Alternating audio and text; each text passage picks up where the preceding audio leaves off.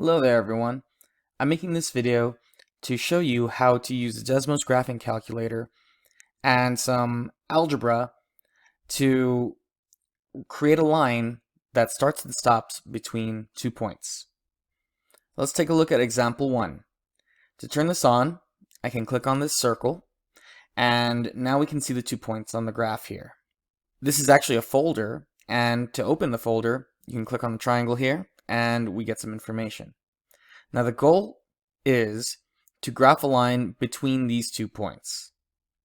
To do this, we're going to need a couple of formulas. We're going to need the point slope formula, which is, this version of it is y is equal to m times x minus x1 plus y1, where x1 and y1 are the coordinates of a point on that line. The other formula we're going to need is the slope formula between 2 points, y2 minus y1 over x2 minus x1. This is the slope.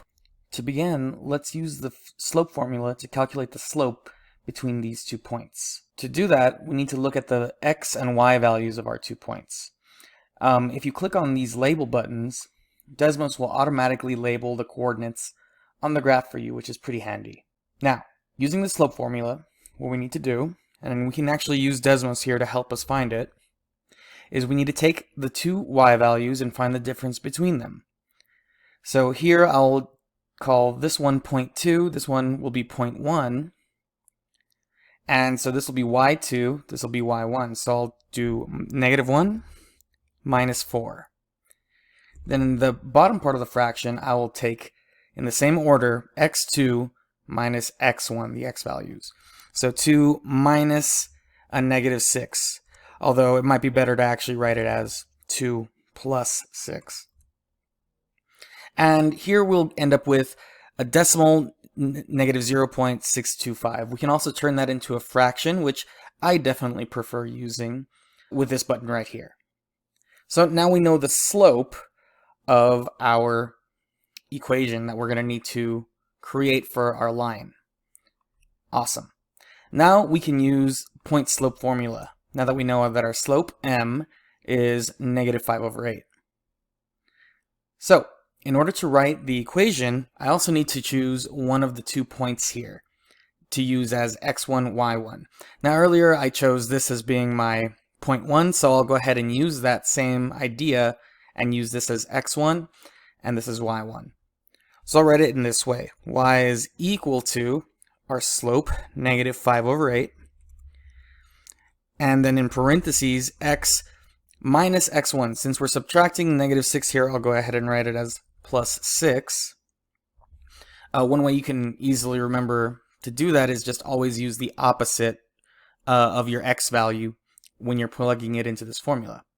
On the outside of the parentheses, I'll go ahead and plug in the plus y1 here. Here, you don't need to remember to change the sign. It's just always that same number, so plus 4. And oops, I put an extra equal sign in here, so now we get a, oh, that was supposed to be the negative. I see. So now we have a line that's definitely going through these 2 points. However, we don't want it to be continuous. We don't want it to go on forever. I want it to start at this point and stop at this point. Now in order to do that, we need to adjust the domain, restrict the values of x that this function is using. So since we want it to go between these 2 points, we need to use these 2 x values as our guide. We want it to start at -6 and end at +2. So to do that, I will type in, right next to my equation, a squiggly brace here. And inside the brace, I'm going to put an inequality that's going to let the Desmos know where to graph this line. So the inequality is going to look like this. -6 is less than x is less than or equal to 2. Now, if you're wondering why I used a less than symbol here and a less than or equal to symbol here paired with a 2, just pure less than for -6, it's because of the type of endpoint we have. Recall that an open point, a hollow looking point like this one, means that the value isn't really there. So when you create the domain restriction, you need to make sure you reflect that. Now you can check this by actually clicking onto the graph itself. If you click and hold and then drag your mouse around, you'll get different values along the line. If you drag it all the way to the end, you'll notice that it is an open point, an undefined point, just like it shows, just like we had before, just like what we started with this open point. And if we go all the way to the other side, we have a closed point at 2 and -1. It's an included point. So that's why we needed to use the less than or equal to sign here. So that way when we scroll all the way to the end, we actually do get 2, -1. This point is actually part of the line. So this is typically what you're going to have to do to graph a line between 2 points, starting and stopping at those points. Now let's take a look at a couple of other examples that'll show us some different types of lines you might want to graph. In example 2, let's take a look at the coordinates we have. This time we have points that are actually horizontal to each other. What this means, you might recall from Algebra 1, a horizontal line is going to have to connect these 2 points, and a horizontal line has 0 slope, meaning your equation is always going to be y equals to some constant, just some number equal to y. So in this case, we can use our coordinates again to help us. Notice that both of these coordinates for the y value, we have 4. So there we go. We've discovered the equation that'll go through these 2 points. Y equals 4.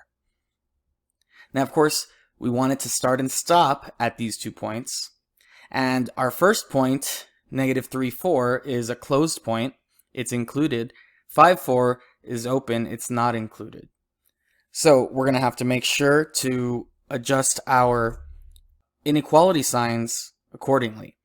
This one is going to go, this time we use the x values as a help, from -3 to +5, including -3 but not including 5. So we will write the inequality -3, less than or equal to show that it's included, to x, which is just strictly less than 5. And now we can double check, and for sure, this line will go starting and stopping through these 2 points while respecting the type of points they are. In our third example, this time we're looking at 2 points that are vertically oriented. Now, again, from Algebra 1, you might recall that to create a vertical line, you need to use an equation that's actually not a function.